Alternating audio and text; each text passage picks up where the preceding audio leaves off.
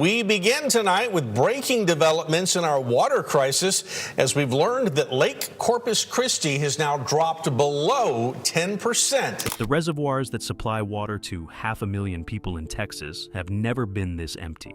Not once. Not in their entire existence. Lake Corpus Christi, 9.8% capacity. Choke Canyon, reservoir, 8.3%. Combined, the Western water supply that has kept this region alive for nearly 7 decades has collapsed to 9.5%. And it is still dropping, every single day. For many, living on the lake is a dream, but the drought is causing lake levels to drop at Lake Corpus Christi. Residents are facing criminal charges for watering their lawns. The refineries that consume as much water as the entire city's population are still legally exempt. And the desalination plant that was supposed to fix all of this, the $1.2 billion solution that city leaders spent a decade promising, was canceled. Not delayed, canceled. Not a single gallon was ever produced. He says some years' droughts are worse than others. If we don't get any rain by September, it's going to be one of the worst. This is not a drought story, droughts end. This is something else entirely. And by the time you finish this video, you will understand exactly how 500,000 people were brought to the edge of a water crisis that every expert saw coming. And nobody stopped.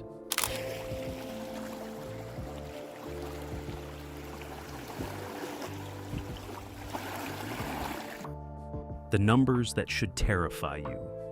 Let us start with the numbers, because the numbers are where the full horror of this situation lives. 9.5%. That is the combined capacity of the 2 reservoirs that form the western water supply for Corpus Christi, Texas, one of the largest cities in the state. Lake Corpus Christi and Choke Canyon Reservoir were built to sustain a region. Together, they have dropped to a level that, according to water officials, has never been recorded before. Not in a drought year, not in any year. The City Council has approved $48 million in emergency water projects.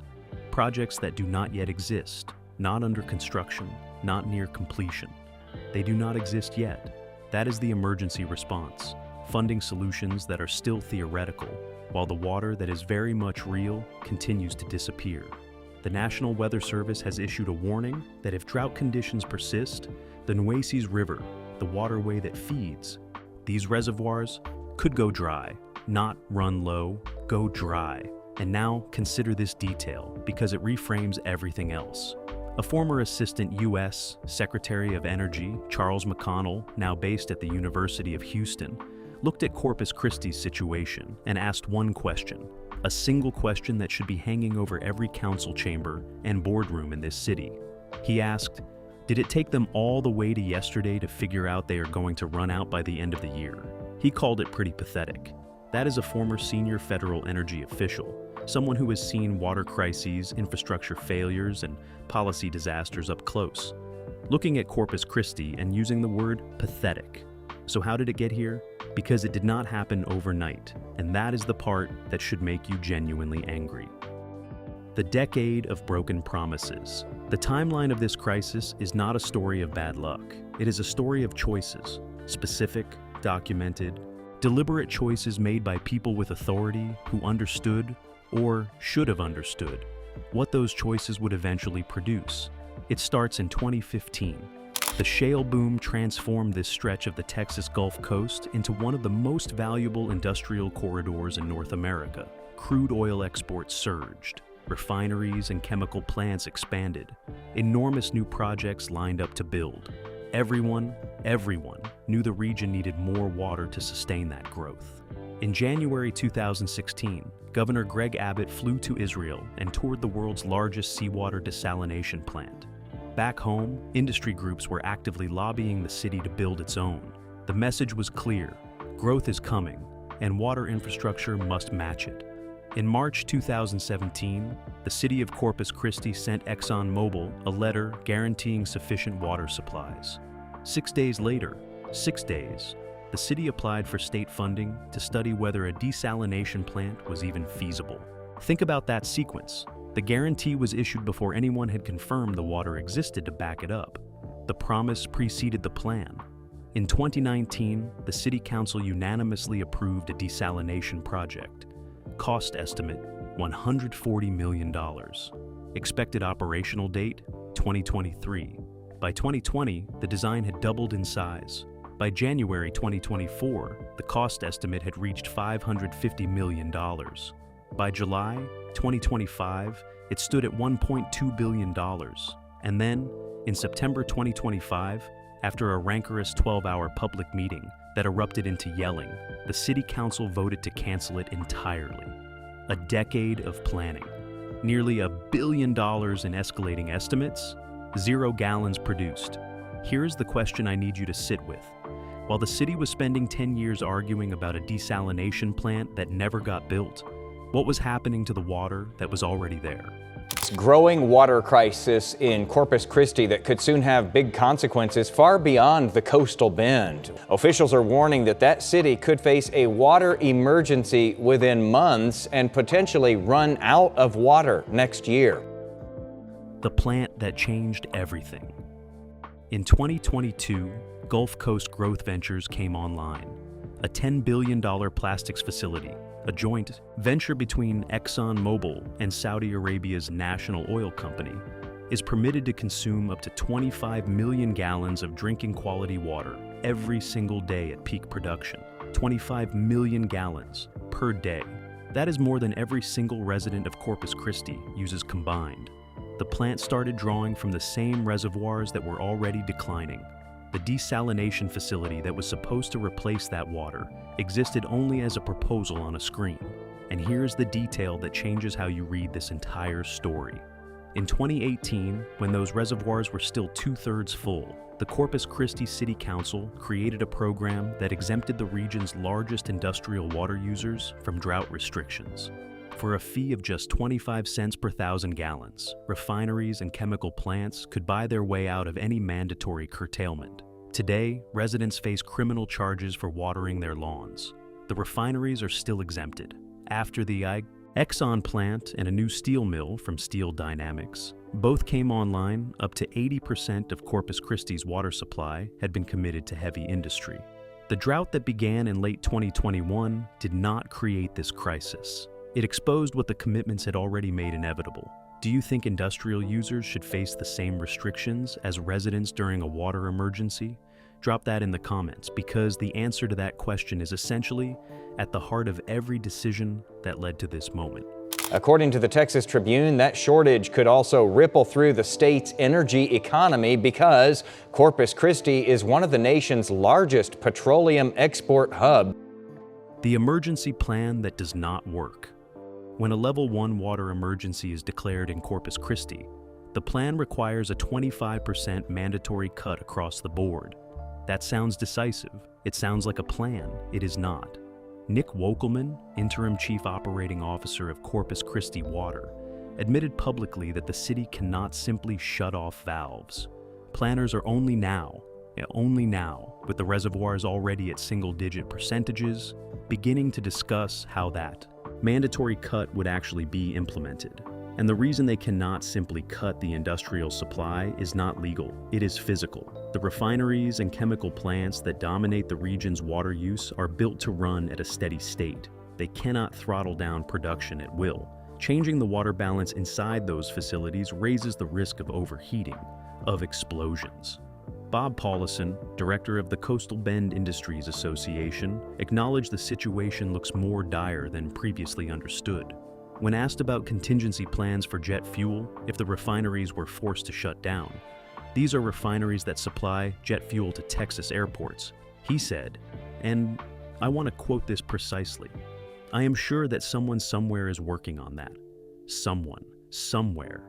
That is the contingency plan for a potential jet fuel supply disruption affecting one of the most energy-critical regions in the United States." The former CEO of the Port of Corpus Christi Authority, the nation's #1 port for crude oil exports, has warned that a shutdown of the region's refineries would send shockwaves through energy markets across the state and possibly the entire country. This is no longer just a local water story. If the water runs out, the consequences radiate outward in ways that affect energy prices, fuel supply, and industrial output far beyond South Texas. Corpus Christi Fire Chief Brandon Wade will help lead those preparations and will be working with Corpus Christi Water to determine how the region would respond if supply cannot keep up. The people who saw it coming.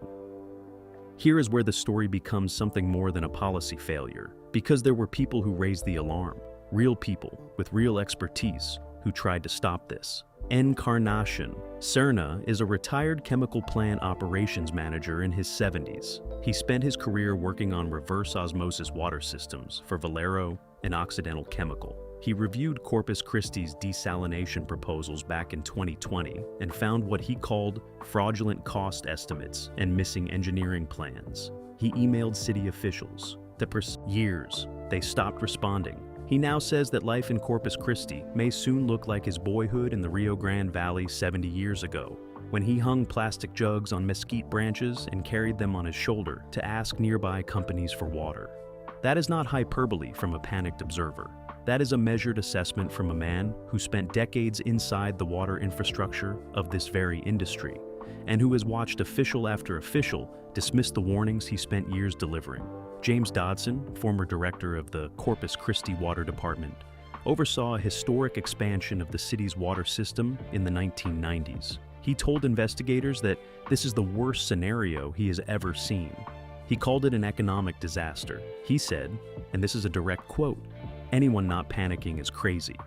Don Roach, who spent 20 years at the San Patricio Municipal Water District, warned that depletion would trigger what he called controlled depression, mass unemployment, industrial shutdown, a complete economic collapse of the region. He said emergency water trucking alone would bankrupt small businesses and low-income households.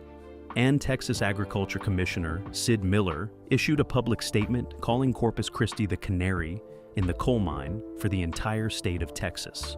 The canary in the coal mine. Think about what that phrase means.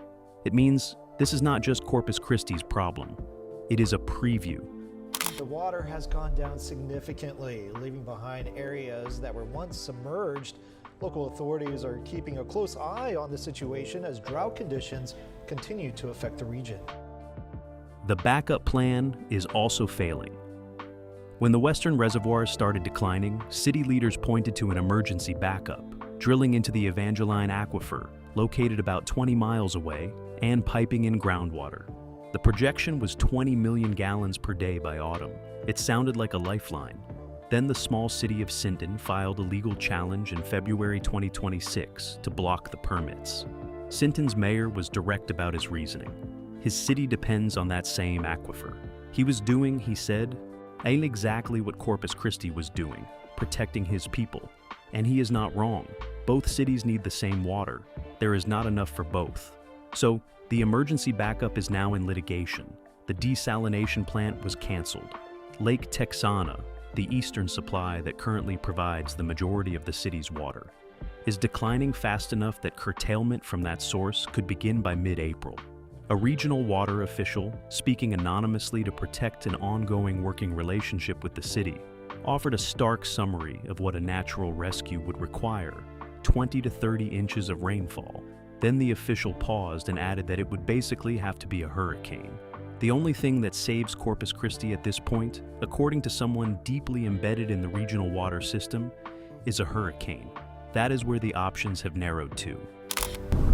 Here at Lake Corpus Christi, the water levels are so low that a number of historic structures have now been exposed. But the question is, what were they? Closing. Somewhere in Corpus Christi right now, the ground is cracking. Home foundations are shifting in soil that has not seen meaningful rain in 5 years. The lake that was supposed to last until 2040 is vanishing faster than the people in charge are willing to publicly admit. The city manager stood at the edge of the dying lake last week and told cameras this was no time to panic. James Dodson, who actually built the water system that kept this city alive for 30 years, says anyone not panicking is crazy. Those two statements cannot both be true, and the 9.5% in those reservoirs suggests which one is closer to reality. This crisis did not arrive like a flood, sudden, unstoppable, nobody's fault. It arrived like a slow leak that everyone in the room noticed and agreed to ignore. A guarantee issued before the water was secured. A desalination plant canceled after a decade and $1 billion. An industrial exemption written into law while the reservoirs were still dropping. A backup plan now tied up in court. Every single decision point had people who raised their hands and said, "This is wrong." Every single one of those people was ignored, defunded, or stopped responding to. The Level 1 water emergency could arrive as early as November. The city manager has said that timeline could move up. And if it does, if those reservoirs hit dead pool, if the refineries face shut down, if the jet fuel supply is disrupted, the question is not whether it was preventable. It obviously was. The question is, who pays? Not the council members who approved the industrial exemptions. Not the developers who promised infrastructure they never built. 500,000 people. The ones who are already facing criminal charges for watering their lawns. I need you to answer 3 questions in the comments. First, do you think industrial users should face the same mandatory water cuts as residents? Second, is this a failure of local government, corporate accountability, or both? And third, do you think Corpus Christi is a preview of what is coming for other cities across the American Southwest? Because Commissioner Miller said it himself. Canary in the coal mine. That means the rest of us should be watching very closely. Like this video if it made you think. Subscribe if you are not already here, because the water crises hitting American cities are going to keep coming, and this channel will keep tracking them. Share it with someone who needs to understand what is actually happening to water infrastructure in this country. See you in the next one.